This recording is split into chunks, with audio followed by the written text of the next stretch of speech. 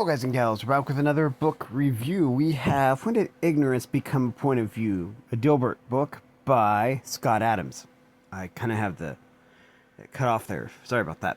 But anyways, for one thing, the title here is kind of deceptive with the background that's here, because when Dilbert actually says this, he's on a date.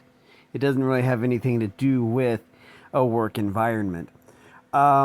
If we go to page 113, which is where this phrase is uttered, we have Dilbert on a date, and he says, "Any advice?" And Dogbert says, "Try being less like you." And so Dilbert's thinking to himself, that might work. Less like me, less like me. I collect crystals, his date says. Uh-oh, he thinks to himself. I don't know of any scientific evidence that they can heal. Whew, he says to himself. But it's my point of view that they do. And then that's when Dilbert says, when did ignorance become a point of view? And then now she's really all upset and she's mad. And then he's thinking to himself, too much like me. Now what I notice is that in these later books, this has an 18 on the side of it. So this is like book 18 or something like that. We'll read the back here in a second. But what I notice is that when Dilbert goes on dates, he's kind of brutal. More like Dogbert. So kind of seems out of character for him to like be so harsh on dates.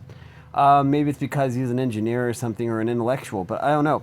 Anyways, because he goes on several dates here, and he's usually like brutal in all of them, and I don't know. It just seems kind of out of character for Dilbert.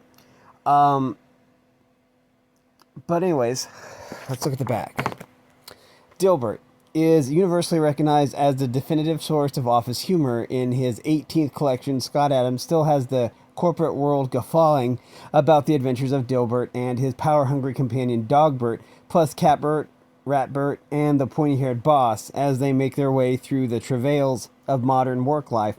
Only a cartoonist with been there endured that experience could make us laugh so hard. Over 150 million fans across 65 countries cannot get enough of Adams' glib office humor.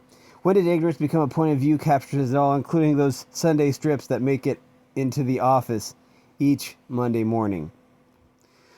It says Scott Adams spent 17 years in Dilbert-like cubicles, first as a banker in San Francisco and later in the Cube Farms at Pacific Bell. Since his escape, Adams has been living in California and working full-time on various Dilbert projects. But yeah, so this is compilation number 18. I forget where I got this, actually. But I got it from somewhere, obviously. They even made a Dilbert a Day calendar. I mean, it was probably 10, 15 years ago. But I still have that somewhere. And that's always funny. But anyways, yeah. As for the book itself, really interesting. But I can go on to more detail here about Dilbert going on dates. It's really, really kind of strange. It's like he doesn't want to succeed or something. Because, well, I don't know if I'll be able to find it. But anyways, I'll just talk about the book while I look. Really interesting, because there's more of... We see more of other well-known characters, and some characters that are like one-off.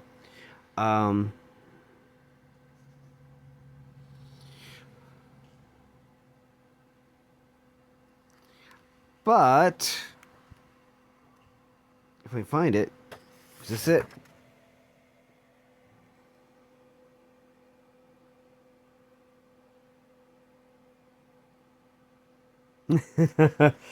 Well, this is kind of an example here. It's on page 59.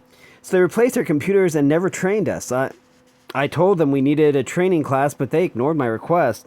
So our computers sit there unused while we do our work the slow way. And then Dilbert's like, responds, "Why don't you read the computer manual?" "I don't have time for that." "But you have time for a class. It doesn't add up. I'm cold." You should try wearing a coat. They're terrific. But I don't know. He just seems kind of abrasive when he's on a date. I'm trying to find the one in here. I know I just saw it. Why don't I write down page numbers? Because I never can remember.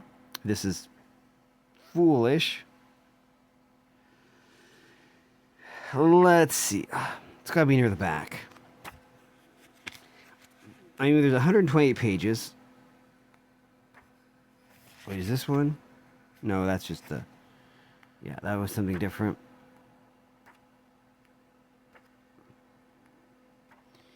Well, I can't find it. I was sure that it was in here. But, Dilbert doesn't go on very many dates, apparently. But, oh, here. No, that's 113. We've already seen that one. Okay, well, I'm gonna just, I must have went past it, but okay. I can kind of tell you what happens. In that one, I don't even know what page it was on, but I know it was in this book. I probably just flipped past it. In this one, he's on a date with a girl, apparently, and, I mean, it's right out of the blue. She's like, oh, I'm a hopeless romantic, you know, I'm addicted to romance or something like that, and so he's like, well, can I take off my shoes take off my shoes so I can air off my socks or something, because I got like a fungal thing going on down there, and so she's like, well, I'm cured, and then Dilbert goes on, I like, rubbing it on the table like, oh, is that you? I don't know. It just seems like Dilbert is trying not to make these dates work. Like, they're forcing him to go on these dates. It just doesn't seem like in his character to be this abrasive on a date. I don't know. It's okay, I guess. Kind of shows how inept he is, I suppose. But compared to the earlier works, it doesn't really fit Dilbert's character, I don't think. It's kind of like maybe Scott forgot and made Dilbert more like Dogbert. I don't know. It just doesn't quite fit the theme, I don't think. But still, it's a really good book if you love Dilbert. It is, as I said, 128 pages, like most compilations. But yeah. This was a weird one, but I still liked it. But yeah. I do need to get this up on the channel as soon as possible because this goes live in... Oh boy, I have to do math. So I always keep my clock 1 hour and 5 minutes fast because when daylight savings time rolls around, then it will only be 5 minutes fast. So I always have to, when I look at my clock, I have to deduct an hour and 5 minutes. So that would be 8:09. And so in 51 minutes, I have to have this live on the channel. So, yeah, and plus daylight savings time ends on Sunday, I want to say. In a week. Because this is Sunday, so next week, daylight savings time ends. So, there's that. And then my clock will be right. Then I'll have to remember that I don't need to deduct the hour off of it. Oh, boy. I'm already confused, but okay. Anyways, good book. Very funny if you're a big Dilbert fan. Amazing. So yeah, I think even libraries can get these now. I don't know. But yeah, I wonder if I got other Dilbert books here.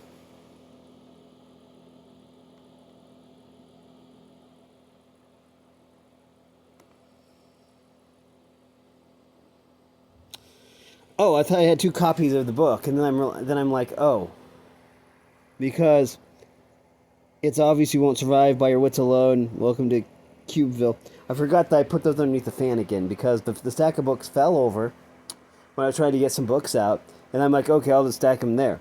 So I'm like, oh, do I have 2 copies of that book? No, I don't. I'm just being silly. But anyways, maybe next week, Enormously Foxtrot. A Foxtrot Treasury by Amend. Something like that. I don't know. Anyways, yeah. Always a good read. Really insightful, too, into some of the nuances of, you know, of Dilbert. So, yeah. But, yeah. Good book. Wonderful, actually. But anyways, that is going to do for this video, though. If you like this content, make sure to like and subscribe. Ring the bell so you know I upload. Also, if you want to support me in any way, or if you want to join the Discord server, all the information will be in the description below. And as always, thanks for watching, everyone. You are loved, and have a great day.